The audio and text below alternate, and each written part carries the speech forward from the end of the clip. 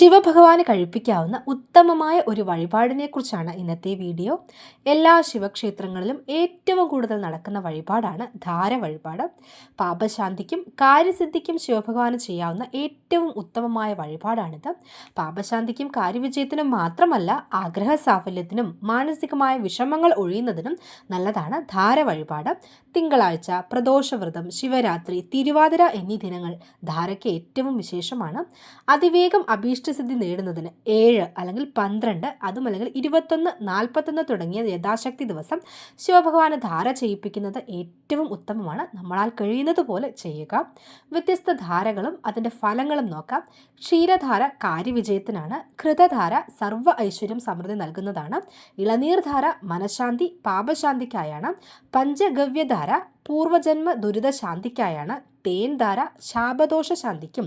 എണ്ണധാര രോഗശാന്തി ആരോഗ്യം എന്നിവ നൽകുന്നതാണ്. ധാര വഴിപാട് നടത്തുന്നവർ ധാര നടത്തുമ്പോൾ കഴിയുന്നത്ര തവണ പഞ്ചാക്ഷര മന്ത്രം ജപിക്കേണ്ടതുണ്ട്. എങ്കിലേ വഴിപാടിന് പൂർണ്ണമായ ഫലസിദ്ധി വരികയുള്ളൂ. നമഃശിവായ എന്നതാണ് പഞ്ചാക്ഷര മന്ത്രം. മിക്കവാറും ഓം എന്നത് ചേർത്ത് ഷടാക്ഷര മന്ത്രമായും ഇത് ചൊല്ലാറുണ്ട്. എല്ലാ ദിവസവും 336 തവണ ഓം നമഃശിവായ ചൊല്ലിയാൽ നമ്മുടെ പാപങ്ങളെല്ലാം തീർന്ന് ശിവഭഗവാന്റെ അനുഗ്രഹം എന്നും കൂടെ തന്നെ ഉണ്ടാവും.